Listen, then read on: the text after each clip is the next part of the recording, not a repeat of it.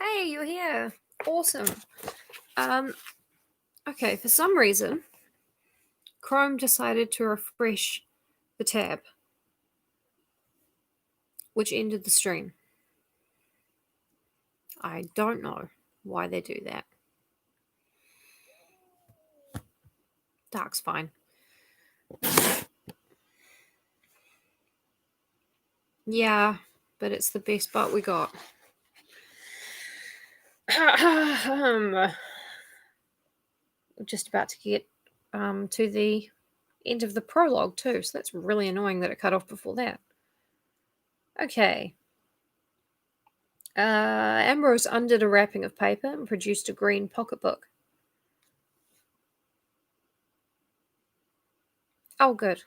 Well, not good. You guys can talk if you want. I'm just glad that chat wasn't not updating for me, and if people were asking questions and stuff about Gilles de Rais, child murderer.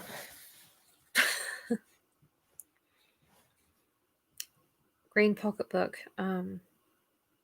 You will take care of it, he said. Don't leave it lying about. It is one of the choicer pieces in my collection, and I should be very sorry if it were lost. He fondled the faded binding. I knew the girl who wrote this, he said. When you read it, you will see how it illustrates the talk we have had tonight. There is a sequel too, but I won't talk of that. There was an odd article in one of the reviews some months ago, he began again, with the air of a man who changes the subject. It was written by a doctor. Dr. Corrin, I believe, was the name. He says that a lady, watching her little girl playing at the drawing room window, suddenly saw the heavy sash give way and fall on the child's fingers. The lady fainted, I think, but at any rate the doctor was summoned, and when he had dressed the child's wounded and maimed fingers, he was summoned to the mother. She was groaning with pain, and it was found that 3 fingers of her hand, corresponding to those that had been injured on the child's hand, were swollen and inflamed, and later, in the doctor's language, purulent sloughing set in. Sloughing? The most difficult English set of letters. Ambrose still handled delicately the green volume. Well, here it is, he said at last, parting with difficulty, it seemed, from his treasure. You will bring it back as soon as you've read it, he said, as they went out into the hall, into the old garden, faint with the odour of white lilies. There was a broad red band in the east as Cotgrave turned to go, and from the high ground where he stood, he saw that awful spectacle of London in a dream. End of prologue. Beginning of Golog. Sorry, it's not called Golog, it's called The Green Book.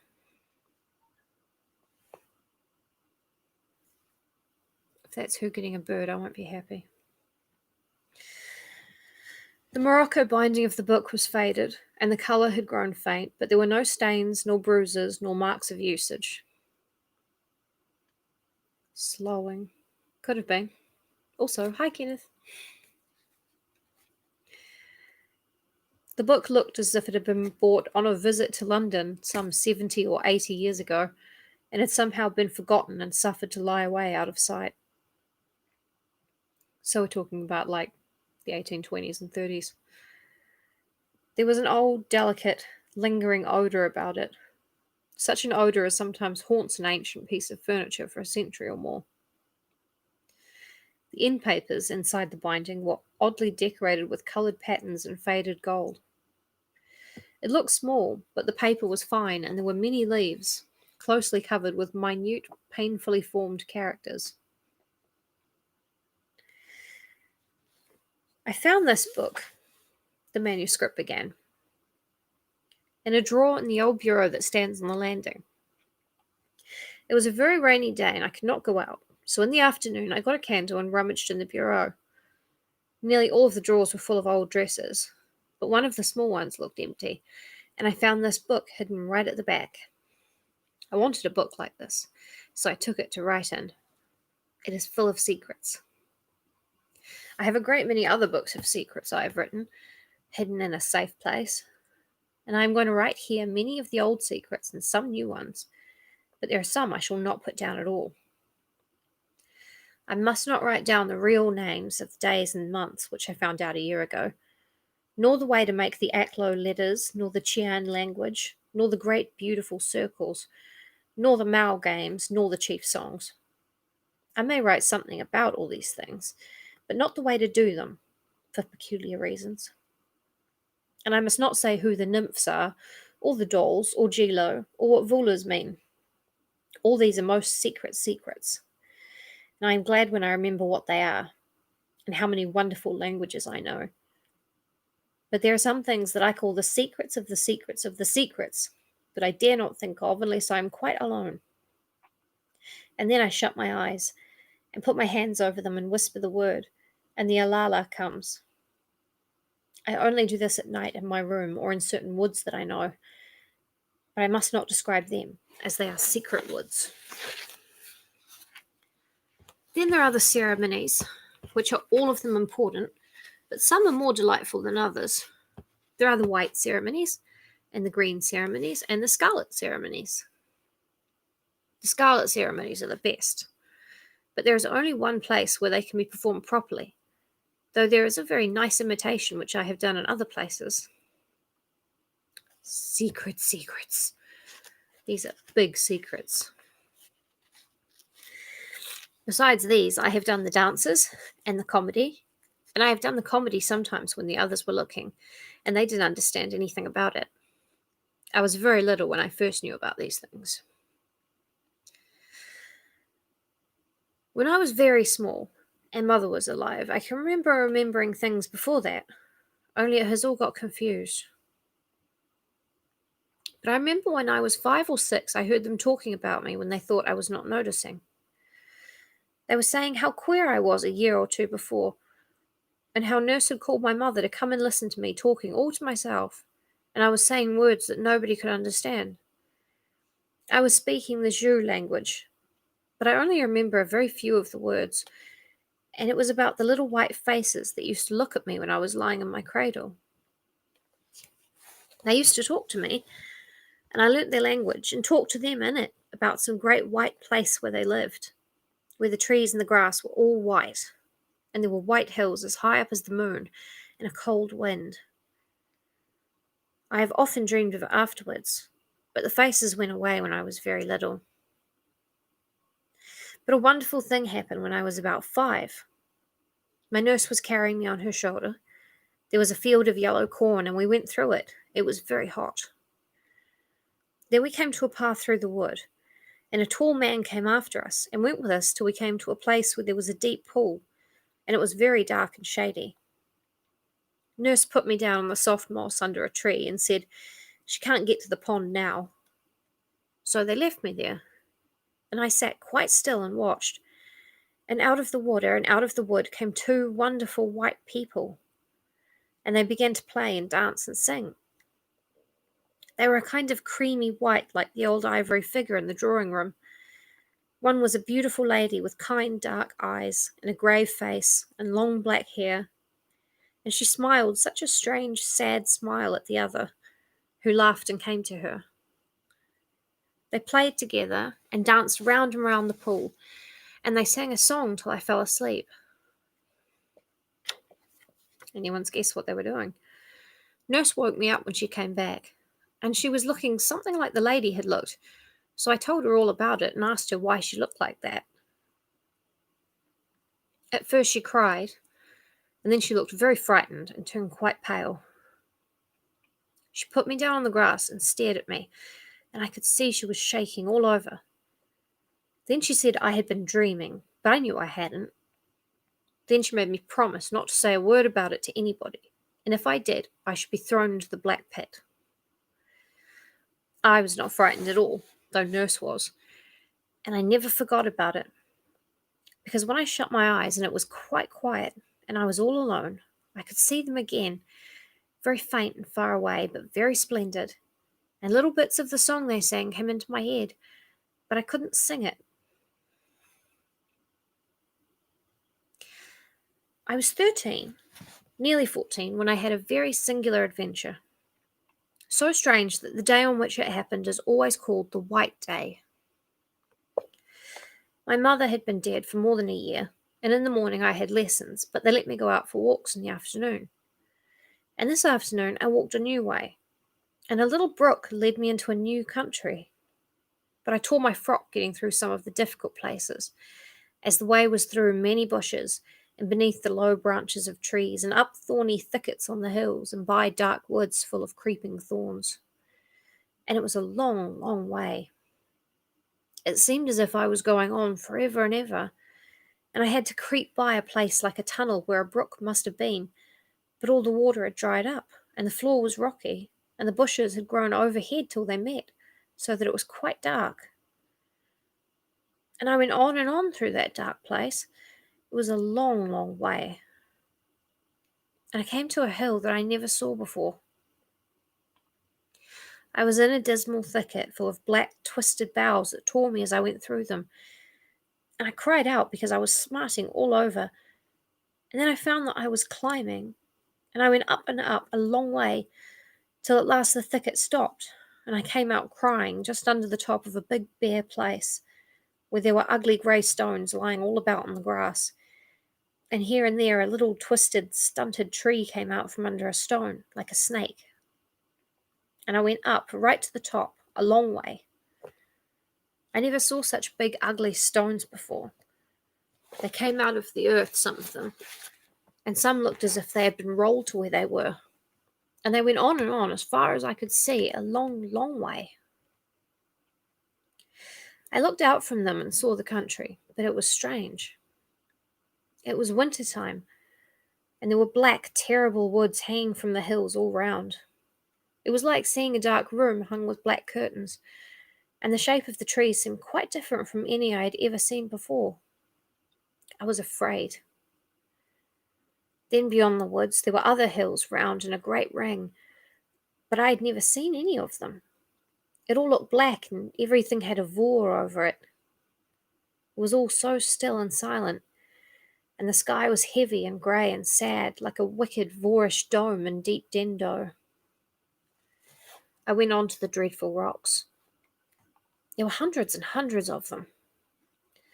Some were like horrid grinning men. I could see their faces as if they would jump at me out of the stone and catch hold of me and drag me with them back into the rock so that I should always be there.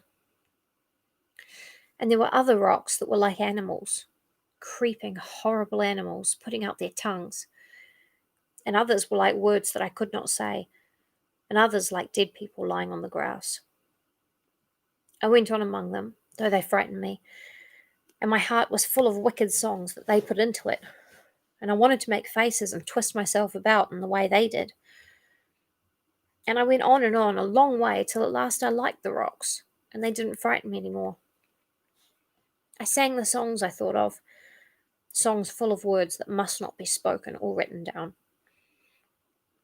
Then I made faces like the faces on the rocks, and I twisted myself about like the twisted ones, and I lay down flat on the ground like the dead ones, and I went up to one that was grinning, and put my arms round him and hugged him.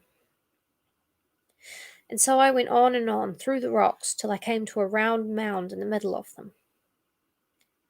It was higher than a mound. It was nearly as high as our house, and it was like a great basin turned upside down, all smooth and round and green, with one stone like a post sticking up at the top. I climbed up the sides, but they were so steep I had to stop, or I should have rolled all the way down again, and I should have knocked against the stones at the bottom and perhaps been killed. But I wanted to get up to the very top of the big round mound, so I lay down flat on my face and took hold of the grass with my hands and drew myself up bit by bit till I was at the top.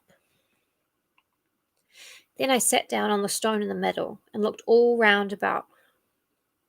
I felt I had come such a long, long way, just as if I were 100 miles from home, or in some other country, or in one of the strange places I had read about in tales of the genie and the Arabian Nights, or as if I had gone across the sea far away for years and I had found another world that nobody had ever seen or heard of before, or as if I had somehow flown through the sky and fallen on one of the stars I had read about, where everything is dead and cold and grey, and there is no air, and the wind doesn't blow.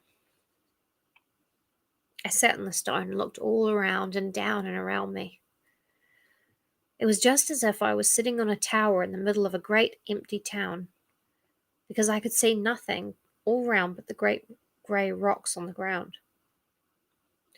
I couldn't make out their shapes any more, but I could see them on and on for a long way, and I looked at them, and it seemed as if they had been arranged into patterns and shapes and figures. I knew they couldn't be, because I had seen a lot of them coming right out of the earth, joined to the deep rocks below. So I looked again, but still I saw nothing but circles, and small circles inside big ones, and pyramids and domes and spires, and they seemed all to go round and round the place where I was sitting. And the more I looked, the more I saw great big rings of rocks getting bigger and bigger, and I stared so long that it felt as if they were all moving and turning like a great wheel, and I was turning too in the middle. I got quite dizzy and queer in the head, and everything began to be hazy and not clear, and I saw little sparks of blue light, and the stones looked as if they were springing and dancing and twisting as they went round and round and round. I was frightened again, and I cried out loud, and jumped up from the stone I was sitting on and fell down.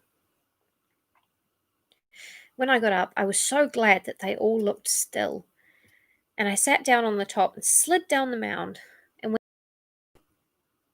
I danced as I went, in the peculiar way the rocks had danced when I got giddy, and I was so glad I could do it quite well, and I danced and danced along, and sang extraordinary songs that came into my head. At last I came to the edge of that great flat hill, and there were no more rocks, and the way went again through a dark thicket in a hollow. It was just as bad as the other one I went through climbing up, but I didn't mind this one, because I was so glad I had seen those singular dances and could imitate them.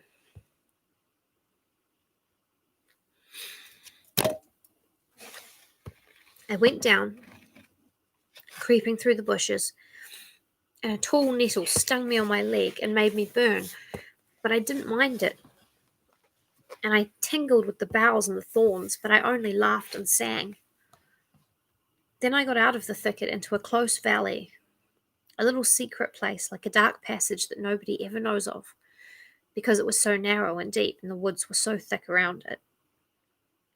There is a steep bank with trees hanging over it, and there the ferns keep green all through the winter when they are dead and brown upon the hill.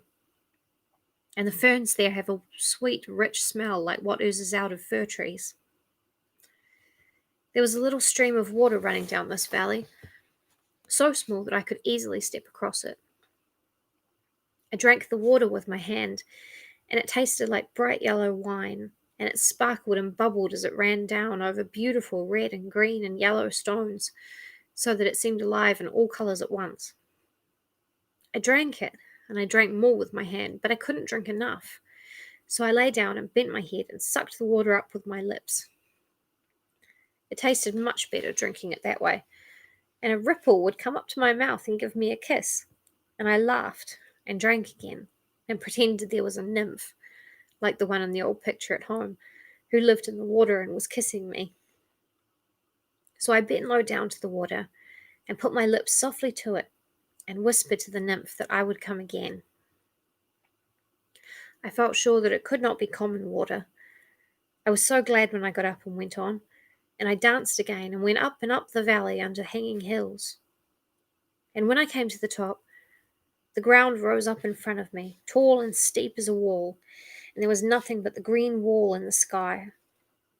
I thought of forever and ever, world without end, Amen, and I thought I must have really found the end of the world, because it was like the end of everything, as if there could be nothing at all beyond, except the kingdom of war, where the light goes where it is put out, and the water goes when the sun takes it away.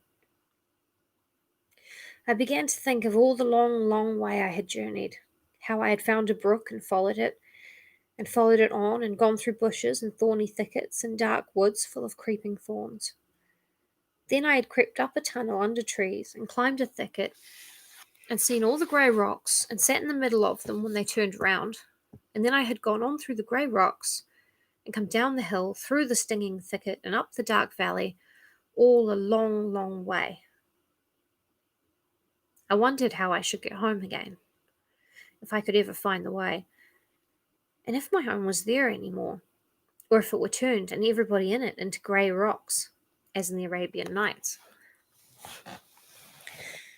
So I sat down on the grass and thought what I should do next. I was tired, and my feet were hot with walking, and as I looked about, I saw that there was a wonderful well just under the high steep wall of grass. All the ground round it was covered with bright green dripping moss. There was every kind of moss there, moss like beautiful little ferns, and like palms and fir trees, and it was all green as jewelry, and drops of water hung on it like diamonds. And in the middle was the great well, deep and shining and beautiful, so clear that it looked as if I could touch the red sand at the bottom, but it was far below. I stood by it and looked in, as if I were looking in a glass. At the bottom of the well, in the middle of it, the red grains of sand were moving and stirring all the time, and I saw how the water bubbled up, but at the top it was quite smooth and full and brimming. It was a great well, large like a bath, and with the shining, glittering green moss about it, it looked like a great white jewel, with green jewels all around. My feet were so hot and tired that I took off my boots and stockings and let my feet down into the water, and the water was soft and cold, and when I got up I wasn't tired any more, and I felt I must go on, farther and farther, and see what was on the other side of the wall. I climbed up it very slowly, going sideways all the time. And when I got to the top and looked over, I was in the queerest country I had seen, stranger even than the hill of the grey rocks. It's okay, Josh, it's fine. It looked as if earth children had been playing there with their spades, as it was all hills and hollows, and castles and walls made of earth and covered with grass. There were 2 mounds like big beehives, round and great and solemn, and then hollow basins, and then a steep mounting wall like the ones I saw once by the seaside, where the big guns and the soldiers were. I nearly fell into one of the round hollows. It went away from under my feet so suddenly, and I ran fast down the side and stood at the bottom and looked up. It was strange and solemn to look up. There was nothing but the grey, heavy sky and the sides of the hollow. Everything else had gone away, and the hollow was the whole world, and I thought that at night it must be full of ghosts and moving shadows and pale things when the moon shone down to the bottom at the dead of the night, and the wind wailed up above. It was so strange and solemn and lonely, like a hollow temple of dead heathen gods. It reminded me of a tale my nurse had told me when I was quite little. It was the same nurse that took me into the wood where I saw the beautiful white people. And I remembered how nurse had told me the story one winter night, when the wind was beating the trees against the wall and crying and moaning in the nursery chimney. She said there was, somewhere or other, a hollow pit, just like the one I was standing in. Everybody was afraid to go into it or near it. It was such a bad place. But once upon a time, there was a poor girl who said she would go into the hollow pit, and everybody tried to stop her, but she would go. And she went down into the pit and came back laughing, and said there was nothing there at all, except green grass and red stones and white stones and yellow flowers. And soon after, people saw she had the most beautiful emerald earrings, and they asked how she got them, as she and her mother were quite poor. But she laughed, and said that her earrings were not made of emeralds at all, but only of green grass. Then one day she wore on her breast the reddest ruby that anyone had ever seen, and it was as big as a hen's egg, and glowed and sparkled like a hot burning coal of fire. And they asked how she got it, as she and her mother were quite poor. But she laughed and said it was not a ruby at all, but only a red stone. Then one day she wore round her neck the loveliest necklace that anyone had ever seen, much finer than the Queen's finest, and it was made of great bright diamonds, hundreds of them, and they shone all like the stars on the night in June. So they asked her how she got it, as she and her mother were quite poor. But she laughed and said they were not diamonds at all, but only white stones. And one day she went to court, and she wore on her head a crown of pure angel gold, so nurse said, and it shone like the sun, and it was much more splendid than the crown the king was wearing himself. And in her ears she wore the emeralds, and the big ruby was the brooch on her breast, and the great diamond necklace was sparkling on her neck. And the king and queen thought she was some great princess from a long way off, and got down from their thrones and went to meet her. But somebody told the king and queen who she was, and that she was quite poor. So the king asked why she wore a gold crown, and how she got it, as she and her mother were so poor. And she laughed and said it wasn't a gold crown at all, but only some yellow flowers she had put in her hair.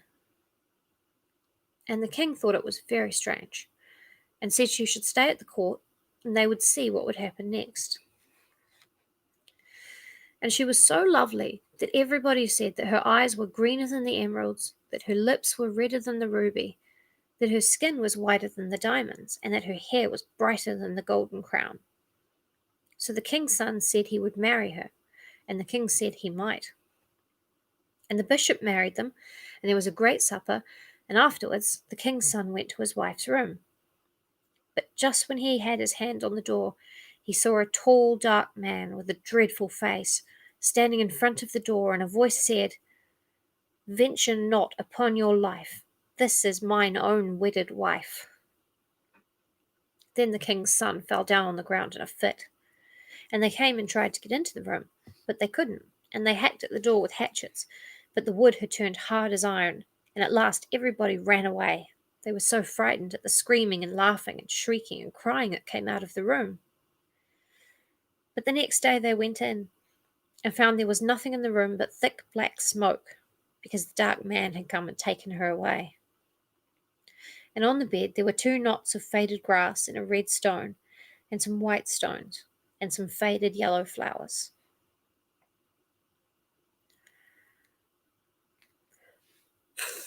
It is Beetlejuice. Oops, we've said it once. Oh.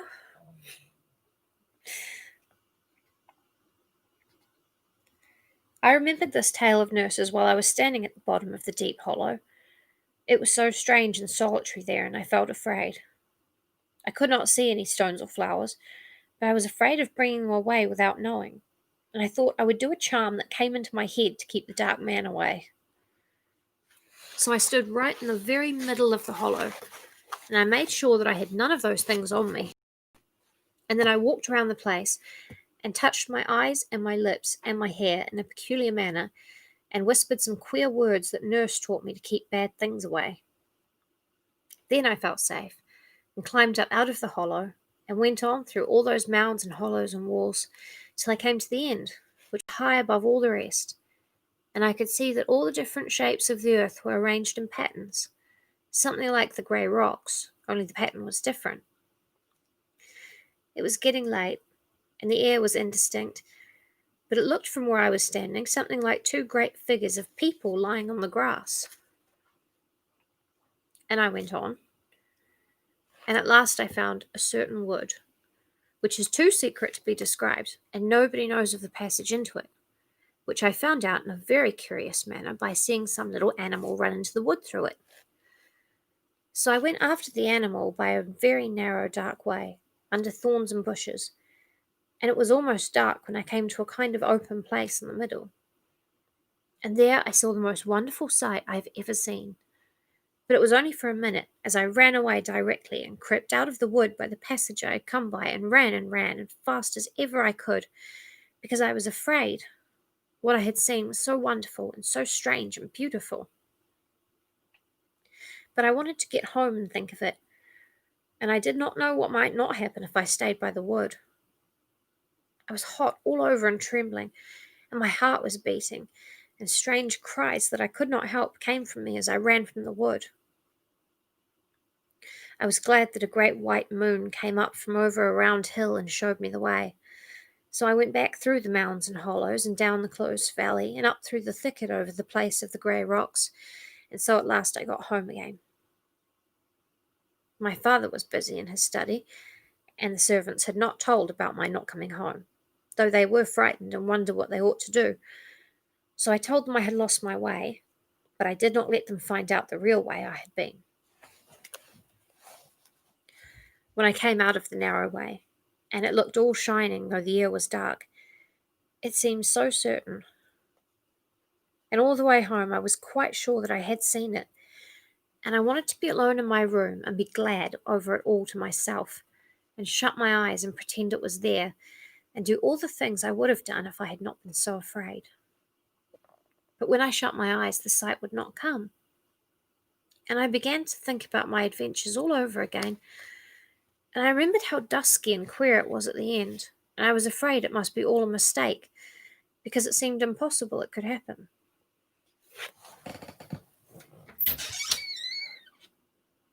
Quick! Time for an adventure. Out you go.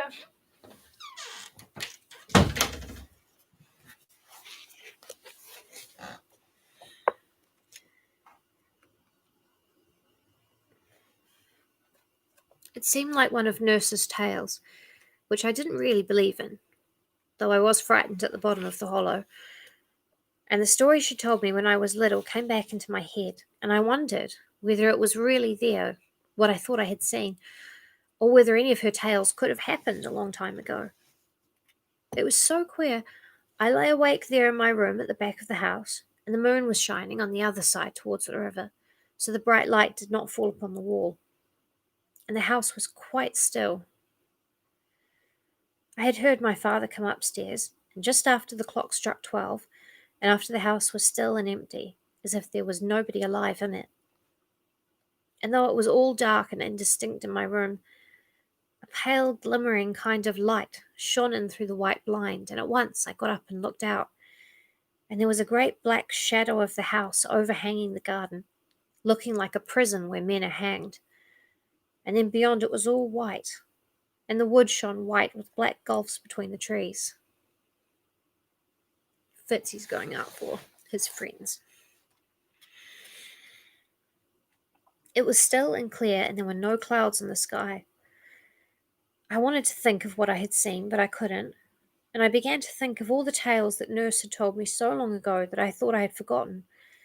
But they all came back and mixed up with the thickets and the grey rocks and the hollows in the earth and the secret wood, till I hardly knew what was new and what was old, or whether it was not all dreaming. And then I remembered that hot summer afternoon so long ago, when Nurse left me by myself in the shade, and the white people came out of the water and out of the wood, and played and danced and sang, and I began to fancy that Nurse told me about something like it before I saw them, only I couldn't recollect exactly what she told me. Then I wondered whether she had been the White Lady, as I remembered she was just as white and beautiful, and had the same dark eyes and black hair, and sometimes she smiled and looked like the lady had looked, when she was telling me some of her stories, beginning with Once Upon a Time or In the Time of the Fairies. But I thought she couldn't be the lady, as she seemed to have gone a different way into the wood. And I didn't think the man who came after us could be the other, or I couldn't have seen that wonderful secret in the secret wood. I thought of the moon, but it was afterwards, when I was in the middle of the wild land, where the earth was made into the shape of great figures, and it was all walls and mysterious hollows and smooth round mounds, that I saw the great white moon come up over a round hill. I was wondering about all these things, till at last I got quite frightened, because I was afraid something had happened to me, and I remembered Nurse's tale of the poor girl who went into the hollow pit, and was carried away at last by the dark man. I knew I had gone into a hollow pit too, and perhaps it was the same, and I had done something dreadful.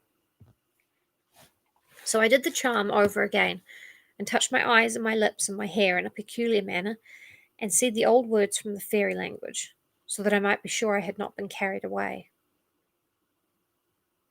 I tried again to see the secret wood, and to creep up the passage and see what I had seen there, but somehow I couldn't, and I kept on thinking of Nurse's stories. There was one I remembered about a young man who once upon a time went hunting, and all the day he and his hounds hunted everywhere, and they crossed the rivers and went into all the woods and went round the marshes, but they couldn't find anything at all, and they hunted all day till the sun sank down and began to set behind the mountain. And the young man was angry because he couldn't find anything, and he was going to turn back, when just as the sun touched the mountain, he saw come out of a break in front of him a beautiful white stag. And he cheered to his hounds, but they whined and would not follow. And he cheered to his horse, but it shivered and stood stock still. And the young man jumped off the horse and left the hounds and began to follow the white stag all alone. And soon it was quite dark, and the sky was black, without a single star shining in it, and the stag went away into the darkness.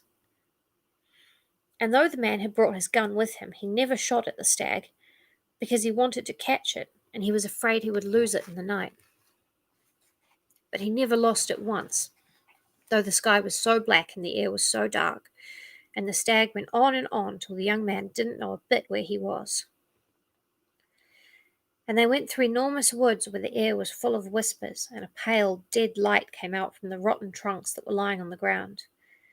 And just as the man thought he had lost the stag, he would see it all white and shining in front of him, and he would run fast to catch it. But the stag always ran faster, so he did not catch it.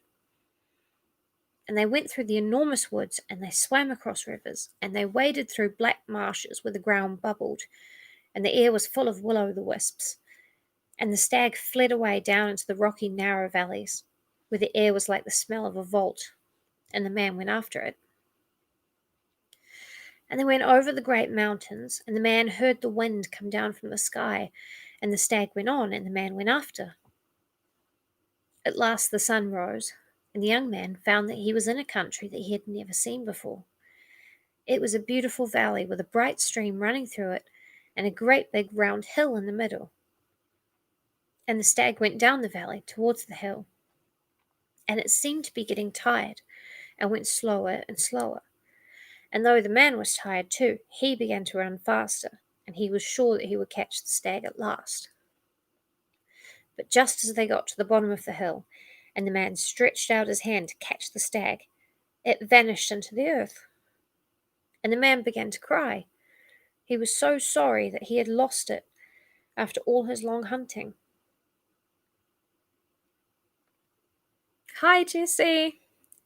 It's a young girl's diary. It's a very long stream of consciousness. It's all the only way I can explain it.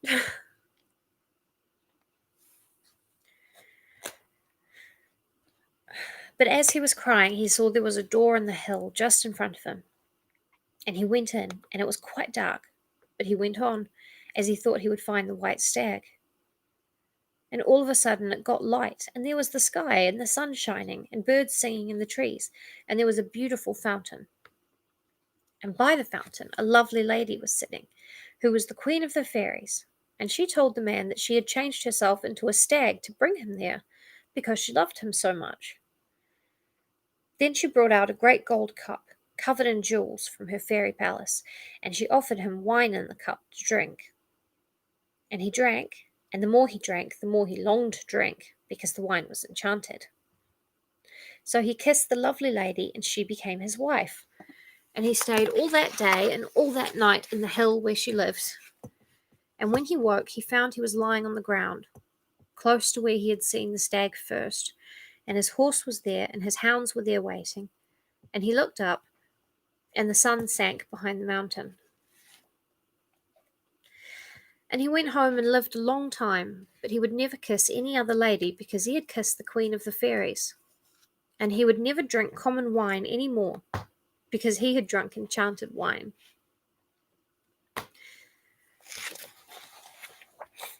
Hello, my love. No. Oh, you got to go outside, so you can't come up and talk to the people. I'm going to take you to the vet, girl. I think there's something. Yeah? Yeah? Is that okay? What's going on with your chin? Now, outside? Go on, quick. There's something under her chin that's a bit sensitive, and I think it's just a cut. I'm keeping an eye on it.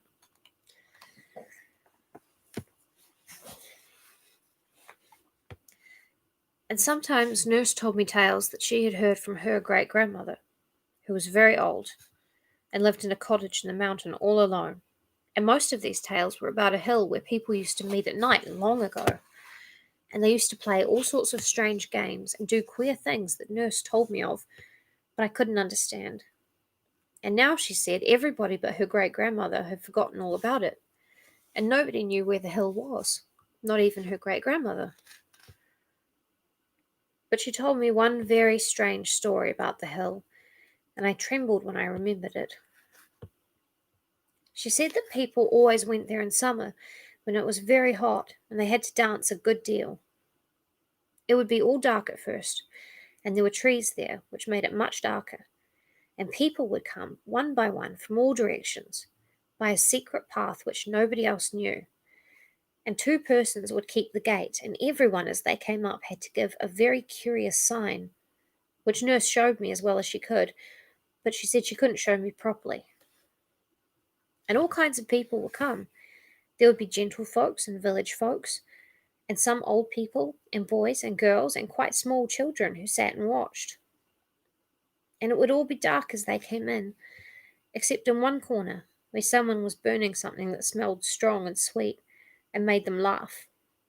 And there one would see a glaring of coals and the smoke mounting up red.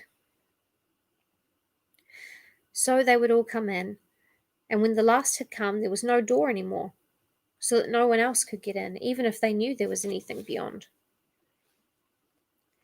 And once a gentleman who was a stranger and had ridden a long way lost his path at night, and his horse took him into the very middle of the wild country, where everything was upside down, and there were dreadful marshes and great stones everywhere, and holes underfoot.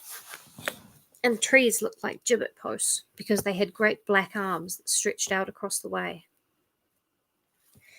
And this strange gentleman was very frightened, and his horse began to shiver all over, and at last it stopped and wouldn't go any farther. And the gentleman got down and tried to lead the horse, but it wouldn't move, and it was all covered with a sweat like death. So the gentleman went on all alone, going farther and farther into the wild country, till at last he came to a dark place, where he heard shouting and singing and crying, like nothing he had ever heard before. It all sounded quite close to him, but he couldn't get in. And so he began to call, and while he was calling, something came up behind him. And in a minute his mouth and arms and legs were all bound up, and he fell into a swoon. And when he came to himself, he was lying by the roadside, just where he had first lost his way, under a blasted oak with a black trunk, and his horse was tied beside him. So he rode on to the town and told the people there what had happened, and some of them were amazed, but others knew. So when once everybody had come, there was no door at all for anybody else to pass in by. And when they were all inside, round in a ring, touching each other, someone began to sing in the darkness, and someone else would make a noise like thunder with a thing they had on purpose. And on still nights, people would hear the thundering noise far, far away beyond the wild land, and some of them, who thought they knew what it was, used to make a sign on their breasts when they woke up in their beds at dead of night and heard that terrible deep noise, like thunder on the mountains. And the noise and the singing would go on and on for a long time, and the people who were in a ring swayed a little to and fro, and the song was in an old, old language that nobody knows now, and the tune was queer. Nurse said that her great-grandmother had known someone who remembered a little of it when she was quite a little girl, and Nurse tried to sing some of it to me, and it was so strange a tune that I turned all cold, and my flesh crept as if I had put my hand on something dead. Sometimes it was a man that sang, and sometimes it was a woman, and sometimes the one who sang it did it so well that 2 or 3 of the people who were there fell to the ground shrieking and tearing with their hands. The singing went on, And the people in the ring kept swaying to and fro for a long time. And at last the moon would rise over a place they called the Tol Dale, and came up and showed them swinging and swaying from side to side, with the sweet thick smoke curling up from the burning coals and floating in circles all round them. Then they had their supper. A boy and a girl brought it to them. The boy carried a great cup of wine, and the girl carried a cake of bread, and they passed the bread and the wine round and round. But they tasted quite different from common bread and common wine, and changed everybody that tasted them. Then they all rose up and danced, and secret things were brought out of some hiding place, and they played extraordinary games, and danced round and round and round in the moonlight. And sometimes people would suddenly disappear and never be heard of afterwards, and nobody knew what had happened to them. And they drank more of that curious wine, and they made images and worshipped them. And Nurse showed me how the images were made one day when we were out for a walk, and we passed by a place where there was a lot of wet clay.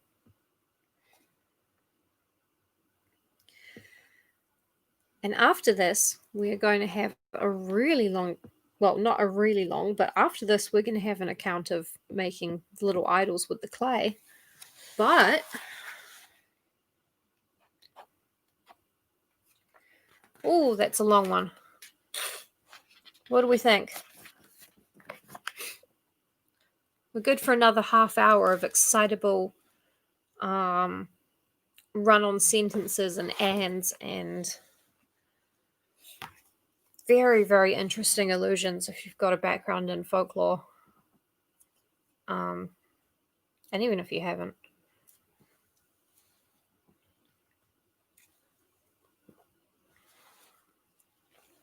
But we have done 2 videos today, and it's come to a total of almost an hour and a half, I think. Or over an hour, something like that. So I'm thinking we might finish the story tomorrow. You're enjoying it? Okay, good. Because I'm getting kind of lost in it myself, and I'm not sure if you guys are actually enjoying it or just kind of humoring me till I'm finished.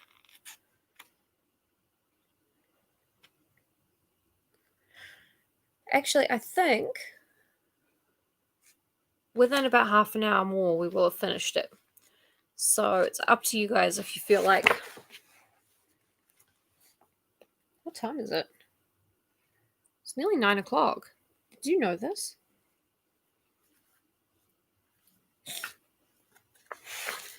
What do we think? First vote gets it. Carry on tomorrow or finish tonight?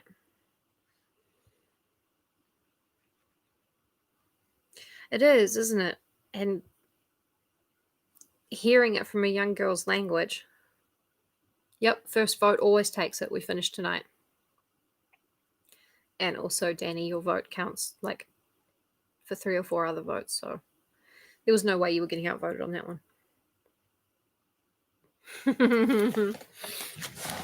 But I'm gonna have to rub my shoulder a little bit.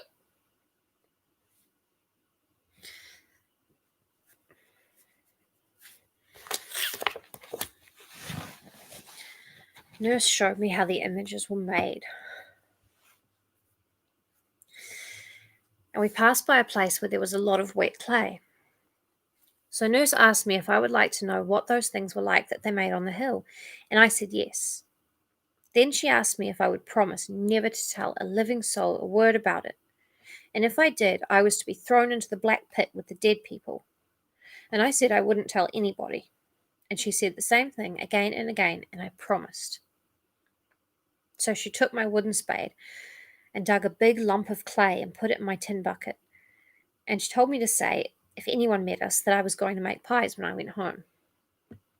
Then we went on a little way till we came to a little break growing right down into the road, and Nurse stopped and looked up the road and down it, and then peeped through the hedge into the field on the other side. And then she said, quick, and we ran into the break and crept in and out among the bushes till we had gone a good way from the road. Then we sat down under a bush, and I wanted so much to know what Nurse was going to make with the clay. But before she would begin, she made me promise again not to say a word about it, and she went again and peeked through the bushes on every side, though the lane was so small and deep that hardly anybody ever went there. So we sat down, and Nurse took the clay out of the bucket and began to knead it with her hands and do queer things with it and turn it about. And she hid it under a big dock leaf for a minute or two, and then she brought it out again. And then she stood up and sat down and walked around the clay in a peculiar manner. And all the time she was softly singing a sort of rhyme, and her face got very red. Then she sat down again and took the clay in her hands and began to shape it into a doll, but not like the dolls I have at home. And she made the queerest doll I'd ever seen, all out of the wet clay, and hid it under a bush to get dry and hard.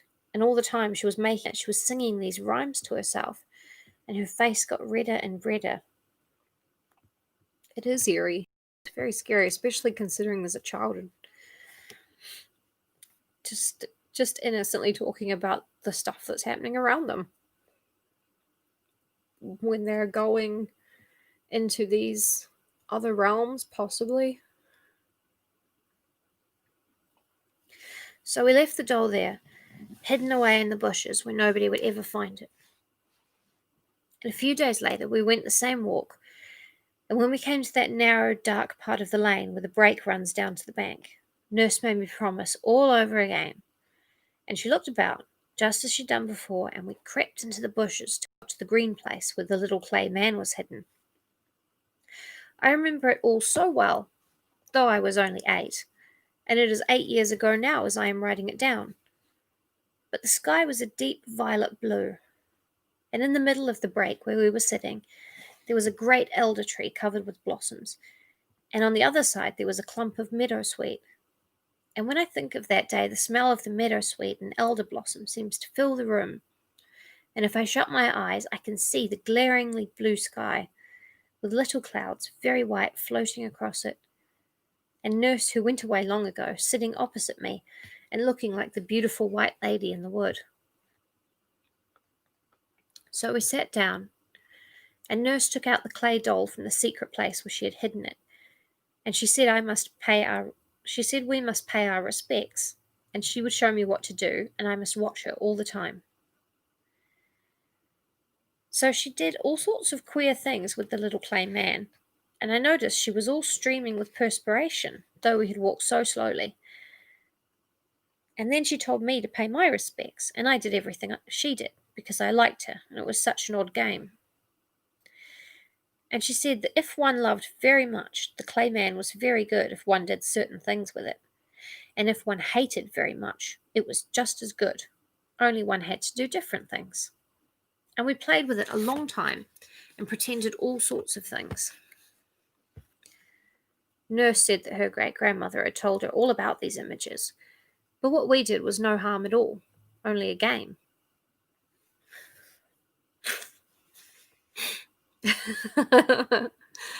Yeah, everything's very, very queer.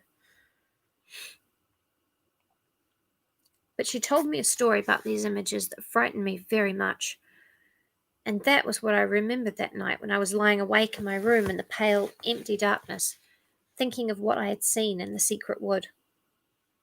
Nurse said, there was once a young lady of the high gentry who lived in a great castle, and she was so beautiful that all the gentlemen wanted to marry her because she was the loveliest lady that anybody had ever seen, and she was kind to everybody, and everybody thought she was very good. But though she was polite to all the gentlemen who wished to marry her, she put them off and said she couldn't make up her mind, and she wasn't sure she wanted to marry anybody at all.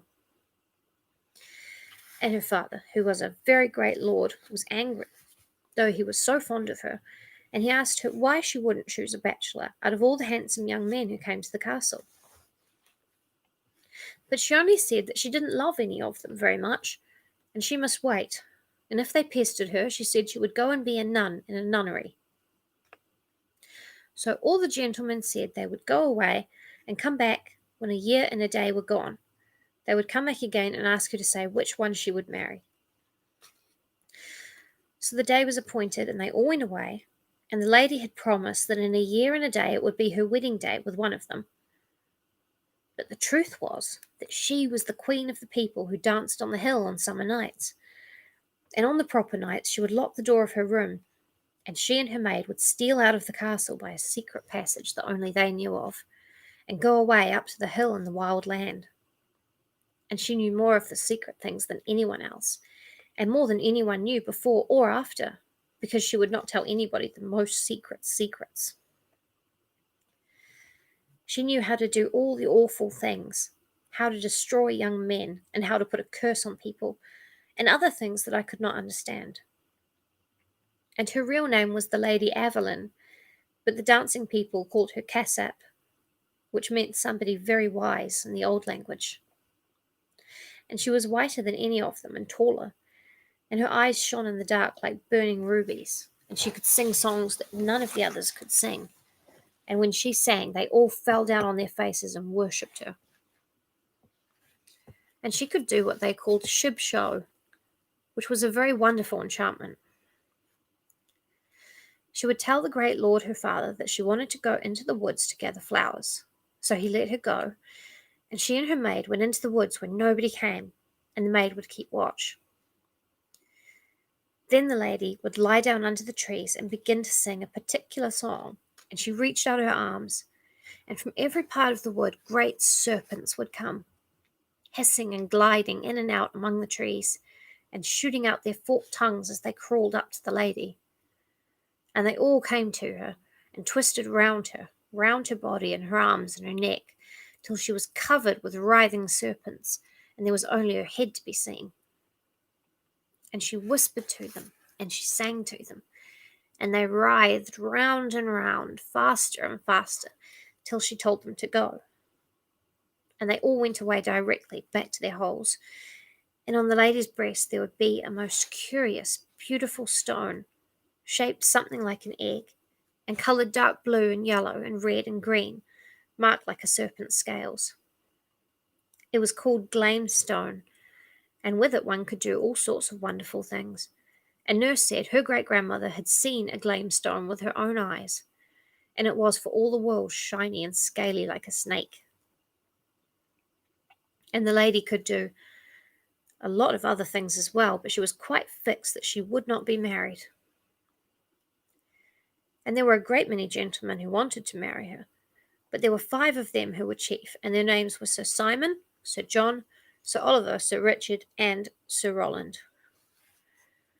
All the others believed she spoke the truth, and that she would choose one of them to be her man when a year and a day was done. It was only Sir Simon, who was very crafty, who thought she was deceiving them all, and he vowed he would watch and try if he could find out anything. And though he was very wise, he was very young, and he had a smooth, soft face like a girl's, and he pretended, as the rest did, that he would not come to the castle for a year and a day, and he said he was going away beyond the sea to foreign parts.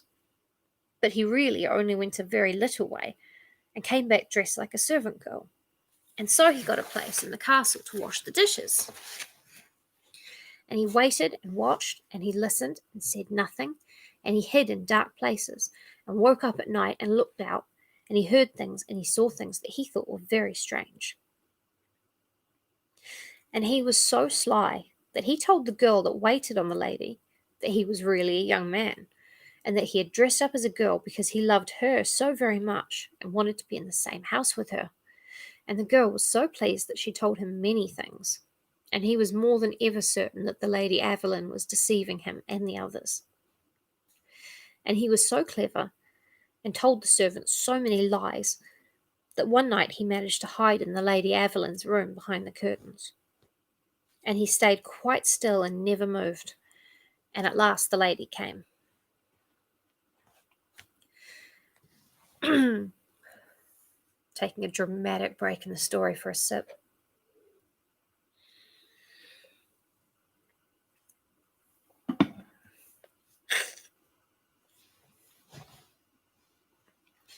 And she bent down under the bed and raised up a stone, and there was a hollow place underneath, and out of it she took a waxen image, just like the clay one the iron nurse had made at the break. and all the time her eyes were gleaming like rubies. And she took the little wax doll up in her arms and held it to her breast, and she whispered and she murmured, and she took it up again and she laid it down again, and she held it high and she held it low, and she laid it down again. And she said, "Happy is he that begat the bishop, that ordered the clerk, that married the man, that had the wife, that fashioned the hive, that harboured the bee, that gathered the wax that my own true love was made of." And she brought out of an aumbry a great golden bowl, and she brought out of a closet a great jar of wine, and she poured some of the wine into the bowl, and she laid her manikin very gently in the wine, and washed it in the wine all over. Then she went to a cupboard and took a small round cake and laid it on the image's mouth, and then she bore it softly and covered it up. And Sir Simon, who was watching all the time, though he was terribly frightened, saw the lady bend down and stretch out her arms and whisper and sing. And then Sir Simon saw beside her a handsome young man who kissed her on the lips. And they drank wine out of the golden bowl together, and they ate the cake together. But when the sun rose, there was only the little wax doll, and the lady hid it again under the bed in the hollow place. So Sir Simon knew quite well what the lady was, and he waited and he watched till the time she had said was nearly over, and in a week the year and the day would be done. Taking another pause in a dramatic part of the story to say sometimes a gal wants to have a snake orgy in the forest and not get married, and that's valid. Absolutely. That's not sin, that's just snakes. It's just wiggly friends with wiggly benefits, and there's nothing wrong with that. In a week, the year and the day would be done. And one night, when he was watching behind the curtains in her room, he saw her making more wax dolls, and she made 5 and hid them away. And the next night she took one out and held it up and filled the golden bowl with water and took the doll by the neck and held it under the water. Then she said, Sir Dickon, your day is done. You shall be drowned in the water one." And the next day news came to the castle that Sir Richard had been drowned at the ford. I actually find snakes very frightening. Well, not frightening, but very off-putting in real life, because I've never seen one IRL, so I'm just like, how? It's just a tail with a face on it. How does it move? What does it want? Where do they come from? Space, I assume. Just my personal, but in the abstract, I think they're very cool. The next day, news came to the castle that Sir Richard had been drowned at the ford. And at night she took another doll and tied a violet cord round its neck and hung it up on a nail. Then she said, "Sir Roland, your life has ended its span. High on a tree I see you hang." And the next day news came to the castle that Sir Roland had been hanged by robbers in the wood.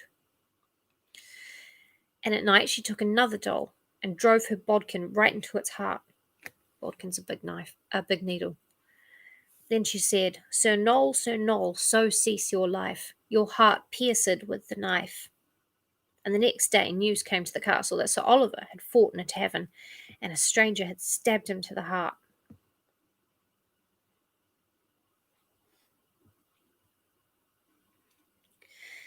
And at night she took another doll and held it to a fire of charcoal till it was melted. Then she said, "Sir John, return and turn to clay. In fire of fever you waste away." And the next day news came to the castle that Sir John had died in a burning fever. So then Sir Simon went out of the castle and mounted his horse and rode away to the bishop and told him everything. And the bishop sent his men, and they took the Lady Evelyn, and everything she had done was found out. So on the day after the year and a day, when she was to have been married, they carried her through the town in her smock, and they tied her to a great stake in the marketplace, and burned her alive before the bishop with her wax image hung round her neck. And people said, "The wax man screamed in the burning of the flames." And I thought of the story again and again as I was lying awake in my bed, and I seemed to see the Lady Evelyn in the marketplace, with the yellow flames eating up her beautiful white body.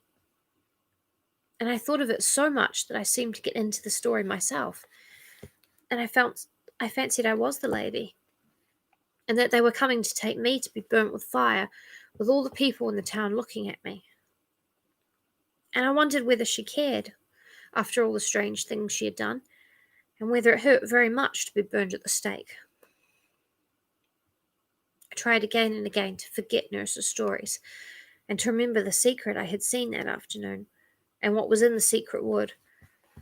But I could only see the dark, and a glimmering in the dark, and then it went away, and I only saw myself running, and then a great moon came up white over a dark round hill. Then all the old stories came back again, and the queer rhymes that Nurse used to sing to me. And there was one beginning, Howsy Cumsy Helen Musty, that she used to sing very softly when she wanted me to go to sleep. And I began to sing it to myself inside of my head, and I went to sleep. The oldie Death Note. Now, I've had to Google this before the last time I read The White People. Goddamn motherfucker, do not. I forgot that sometimes when I open a new tab on here, the other tab refreshes itself, which would lose us the stream if it were to happen now. See that? Very little light, almost none. But I'm going to Google this. I'm pretty sure it's like Cornish or something. Howsy Cumsy.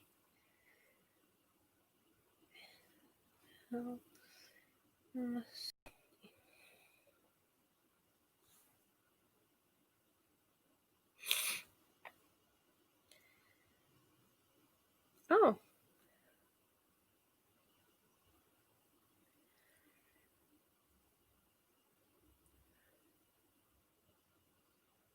There is a whole Reddit thread about bizarre terms and things.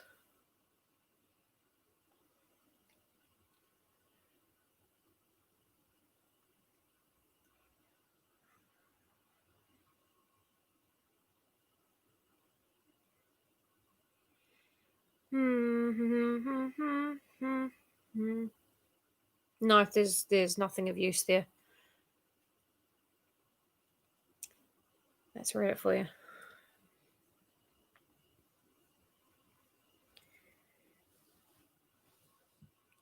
No. I remember thinking that I'd read that it was Cornish or something. Doesn't matter. On with the story. Wait a second. Let's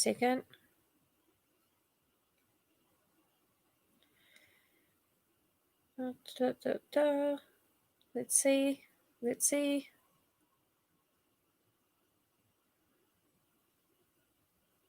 Oh god, this is really long. I'm not reading that. We'll figure it out later. It is not important. And I went to sleep, is where we left off.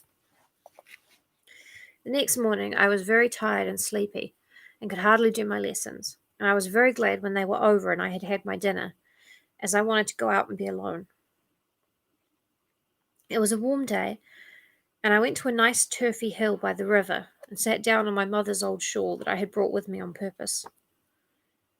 The sky was grey, like the day before, but there was a kind of white gleam behind it, and from where I was sitting I could look down on the town, and it was all still and quiet and white, like a picture. I remembered that it was on that hill that Nurse taught me to play an old game called Troy Town, in which one had to dance and wind in and out on a pattern in the grass. And then when one had danced and turned long enough, the other person asks you questions, and you can't help answering whether you want to or not. And whatever you're told to do, you feel you have to do it. Nurse said there used to be a lot of games like that which some people knew of. And there was one by which people could be turned into anything you liked. And an old man her great-grandmother had seen had known a girl who had been turned into a large snake. And there was another very ancient game of dancing and winding and turning, by which you could take a person out of himself and hide him away as long as you liked, and his body went walking about quite empty, without any sense in it. But I came to that hill because I wanted to think of what had happened the day before, and of the secret of the wood. From the place where I was sitting, I could see beyond the town, into the opening I had found, where a little brook had led me into an unknown country. And I pretended I was following the brook over again, and I went all the way in my mind, and at last I found the wood, and crept into it under the bushes. And then in the dusk I saw something that made me feel as if I were filled with fire, as if I wanted to dance and sing and fly up into the air, because I was changed and wonderful. But what I saw was not changed at all, and had not grown old, and I wondered again and again how such things could happen, and whether nurse's stories were really true, because in the daytime in the open air everything seemed quite different from what it was at night, when I was frightened and thought I was to be burned alive. I once told my father one of her little tales, which was about a ghost, and asked him if it was true, and he told me it was not true at all, and that only common ignorant people believed in such rubbish. He was very angry with nurse for telling me the story, and scolded her, and after that I promised her I would never whisper a word of what she told me, and if I did I should be bitten by the great black snake that lived in the pool in the wood. And all alone on the hill I wondered what was true. I had seen something very amazing and very lovely, and I knew a story, and if I had really seen it, and not made it up out of the dark, and the black bough, and the bright shining that was mounting up to the sky from over the great round hill, but had really seen it in truth, then there were all kinds of wonderful and lovely and terrible things to think of. So I longed and trembled, and I burned and got cold. And I looked down on the town, so quiet and still, like a little quiet white picture, and I thought over and over if it could be true. I was a long time before I could make up my mind to anything. There was such a strange fluttering at my heart that seemed to whisper to me all the time that I had not made it up out of my head, and yet it seemed quite impossible, and I knew my father and everybody would say it was dreadful rubbish. I never dreamed of telling him or anybody else a word about it, because I knew it would be of no use, and I should only get laughed at or scolded. So for a long time I was very quiet, and went about thinking and wondering. And at night I used to dream of amazing things. And sometimes I woke up in the early morning and held up my arms with a cry. And I was frightened too, because there were dangers, and some awful thing would happen to me unless I took great care, if the story were true. These old tales were always in my head, night and morning, and I went over them and told them to myself over and over again, and went for walks in the places where nurse had told them to me. And when I sat in the nursery by the fire in the evenings, I used to fancy nurse was sitting in the other chair, and telling me some wonderful story in a low voice, for fear anybody should be listening. But she used to like best to tell me about things when we were right out in the country, far from the house, because she said she was telling me such secrets, and walls have ears. And if it was something more than ever secret, we had to hide in breaks or woods.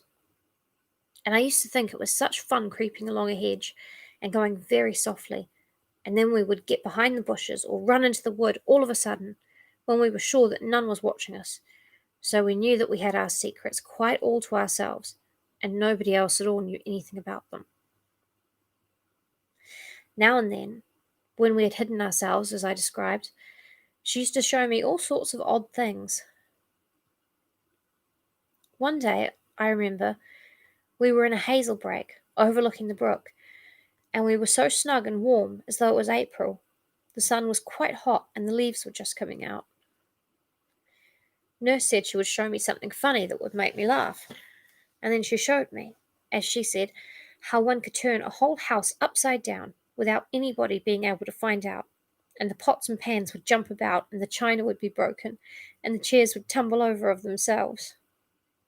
I tried it one day in the kitchen, and I found I could do it quite well.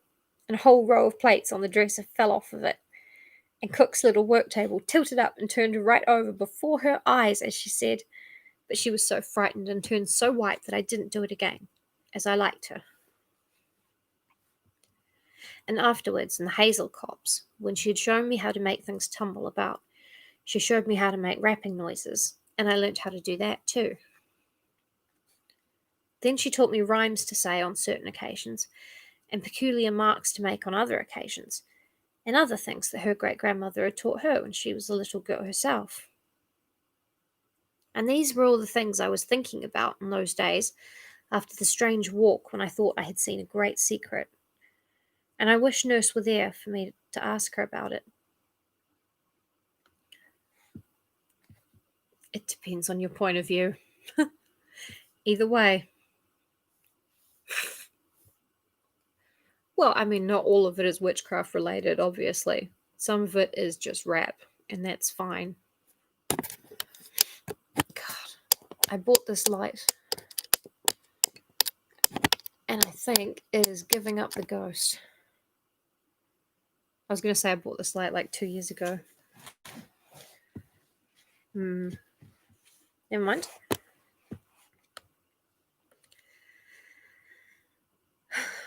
These were all the things I was thinking about in those days after the strange walk when I thought I'd seen a great secret.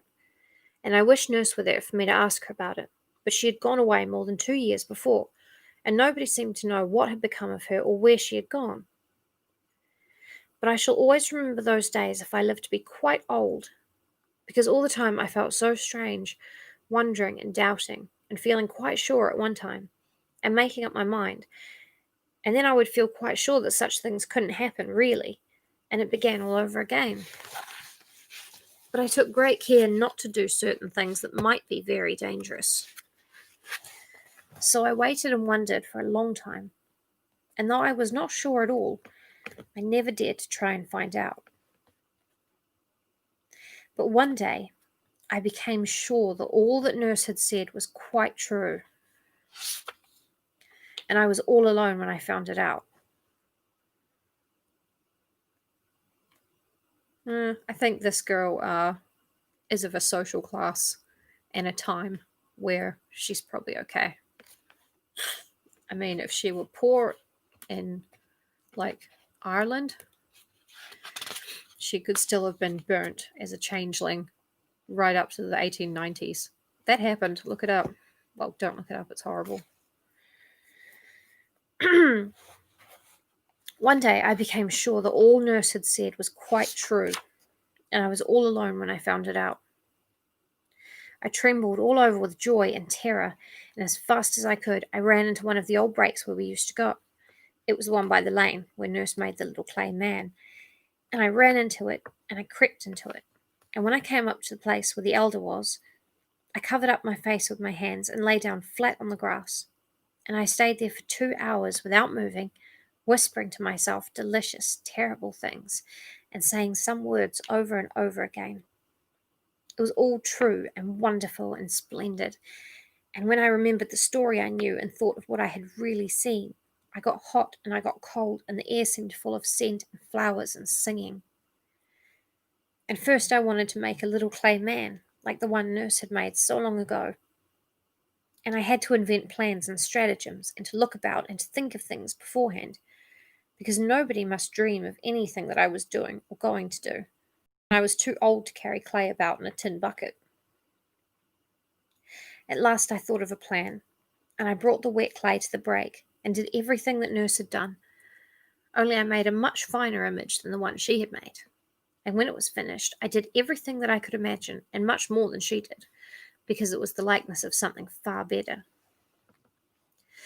And a few days later, when I had done my lessons early, I went for the second time by the way of the little brook that had led me into a strange country.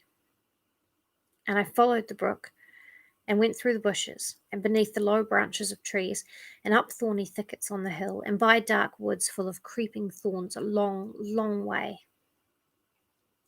Then I crept through the dark tunnel where the brook had been, and the ground was stony, till at last I came to the thicket that climbed up the hill, and though the leaves were coming out upon the trees, Everything looked almost as black as it was on the first day that I went there. And the thicket was just the same, and I went up slowly till I came out on the big bare hill and began to walk among the wonderful rocks. I saw the terrible vor again on everything, for though the sky was brighter, the ring of wild hills all around was still dark, and the hanging woods looked dark and dreadful, and the strange rocks were as grey as ever. And when I looked down on them from the great mound sitting on the stone, I saw all their amazing circles and rounds within rounds, and I had to sit quite still and watch them as they began to turn about me. And each stone danced in its place, and they seemed to go round and round in a great whirl, as if one were in the middle of all the stars and heard them rushing through the air. So I went down among the rocks to dance with them and to sing extraordinary songs. And I went down through the other thicket and drank from the bright stream in the close and secret valley, putting my lips down to the bubbling water. And then I went on till I came to the deep brimming well among the glittering moss, and I sat down. I looked before me into the secret darkness of the valley, and behind me was the great high wall of grass, and all around me there were the hanging woods that made the valley such a secret place. I knew that there was nobody here at all besides myself, and that no one could see me. So I took off my boots and stockings, and let my feet down into the water, saying the words that I knew. And it was not cold at all as I expected, but warm and very pleasant. And when my feet were in it, I felt as if they were in silk, or as if the nymph was kissing them. So when I had done, I said the other words and made the signs, and then I dried my feet with the towel I had brought on purpose, and put on my stockings and boots. Then I climbed up the steep wall, and went into the place where there are the hollows, and the two beautiful mounds, and the round ridges of land, and all the strange shapes. I did not go down into the hollow this time, but I turned at the end, and made out the figures quite plainly, as it was lighter, and I had remembered the story I had quite forgotten before. And in the story, the two figures are called Adam and Eve, and only those who know the story understand what they mean. So I went on till I came to the secret wood which must not be described, and I crept into it by the way I had found. And when I had gone about halfway, I stopped and turned round and got ready, and I bound the handkerchief tightly round my eyes, and made quite sure that I could not see at all, not a twig, nor the end of a leaf, nor the light of the sky, as it was an old red silk handkerchief with large yellow spots that went round twice and covered my eyes so that I could see nothing.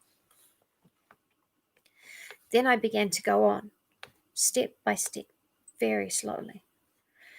My heart beat faster and faster, and something rose in my throat that choked me and made me want to cry out, but I shut my lips and went on. Boughs caught in my hair as I went, and great thorns tore me, but I went on to the end of the path. Then I stopped and held out my arms and bowed, and I went round the first time, feeling with my hands, and there was nothing. I went round the second time, feeling with my hands, and there was nothing. Then I went round the third time, feeling with my hands, and the story was all true, and I wished that the years were gone by, and that I had not so long a time to wait before I was happy for ever and ever.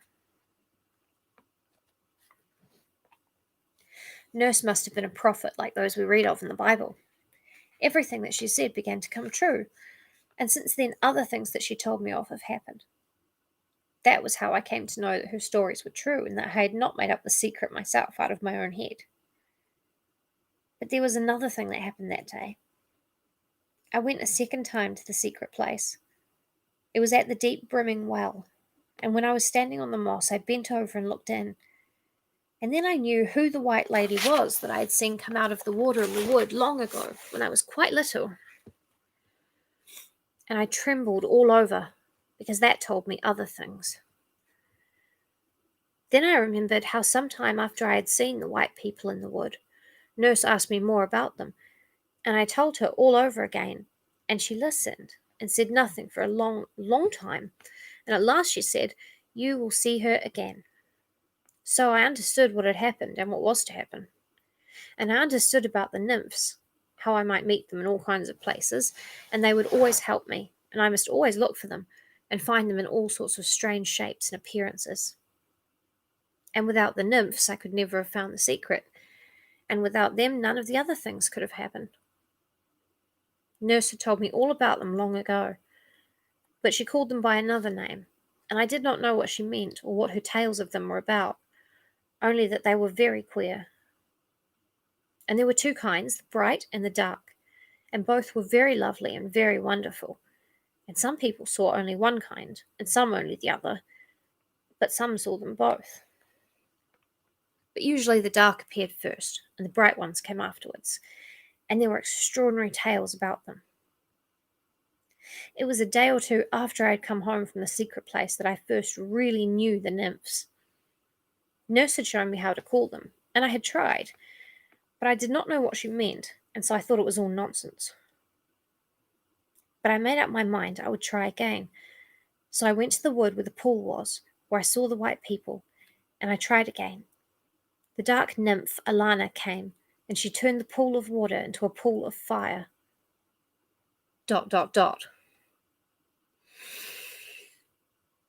Epilogue. That's right. That's the end of the diary. The epilogue is very short, so we're definitely going to do that. That's not worth another video.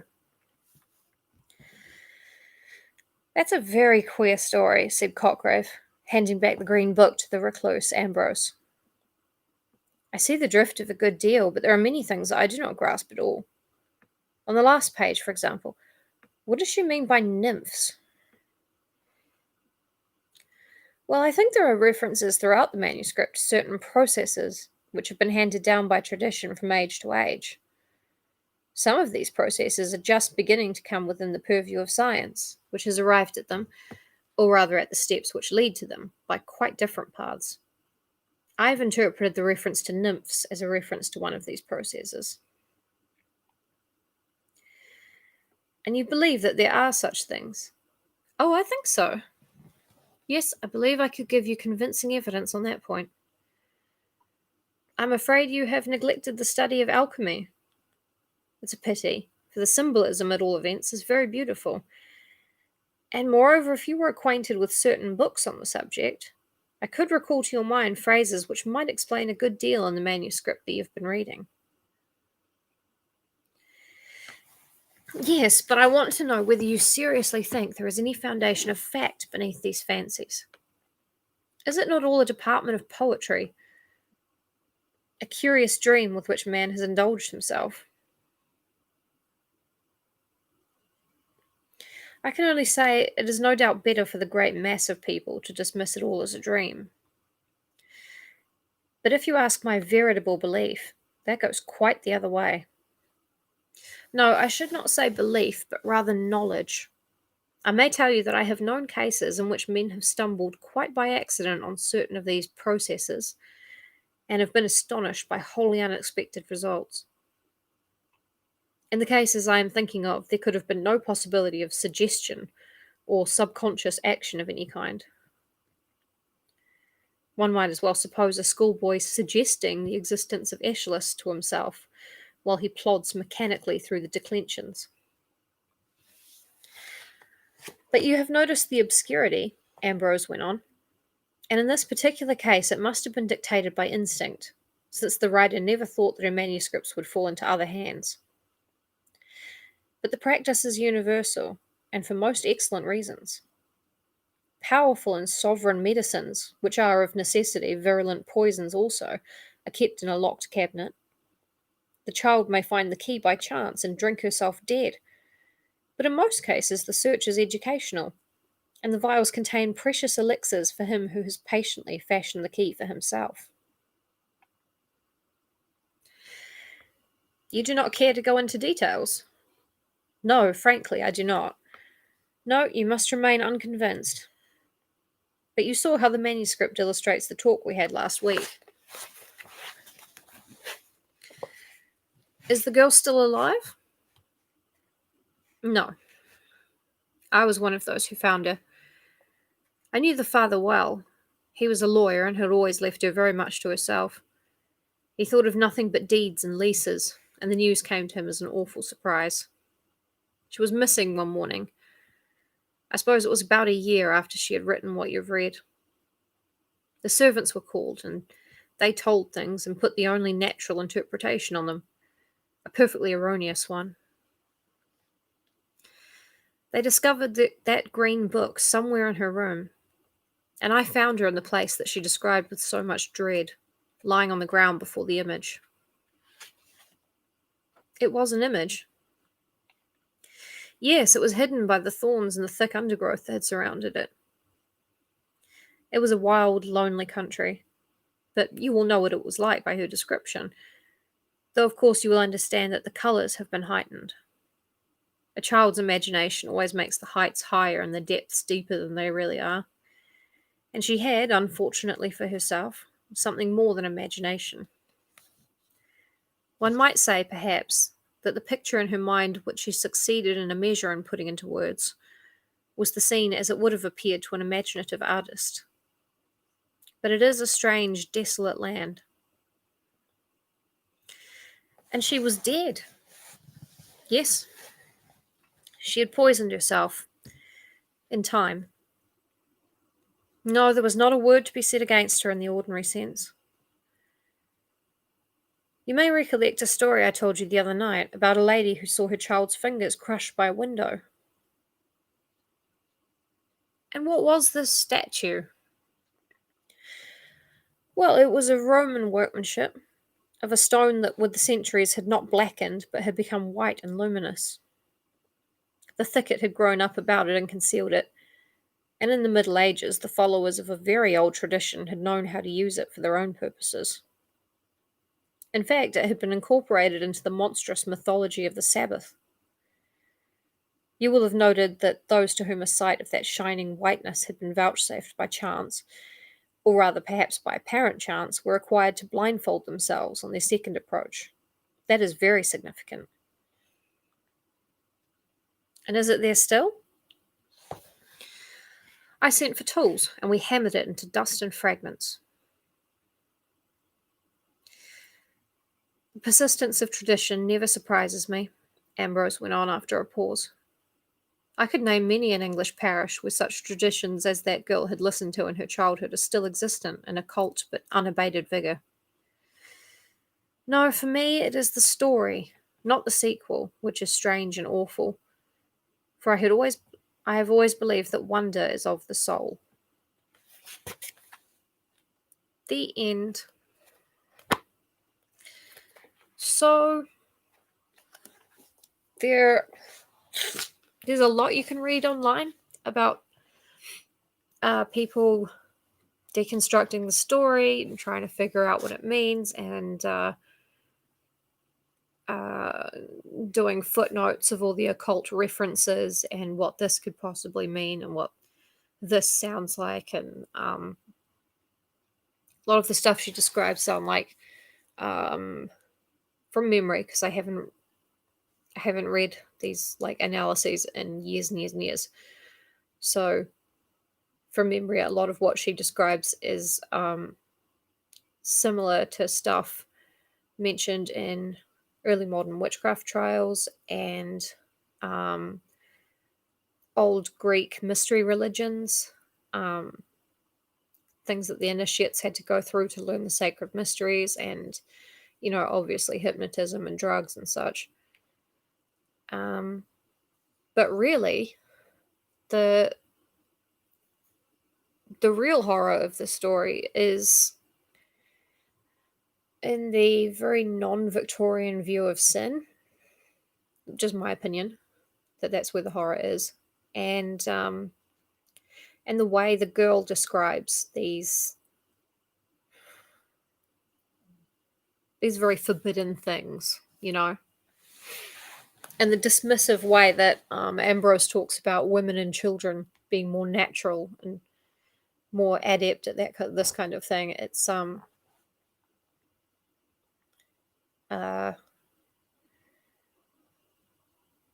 it's almost like he's jealous, I think. But yeah, there's a lot There's a lot to think about with the white people, but you can see why the Victorians were completely scandalized and why the Great God Pan was so indirect with the things that it talked about. Mark and I think kind of learned from that a little bit. But yeah, thank you guys very much. That was a very interesting and kind of hypnotic time that we shared together. This 2 hours.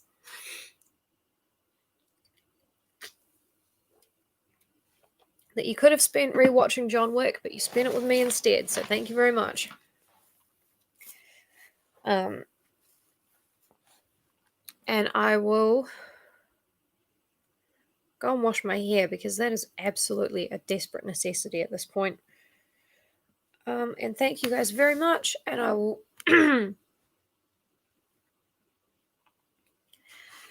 Thank you. I don't think I deserve thanks for that though, because it got very hypnotic.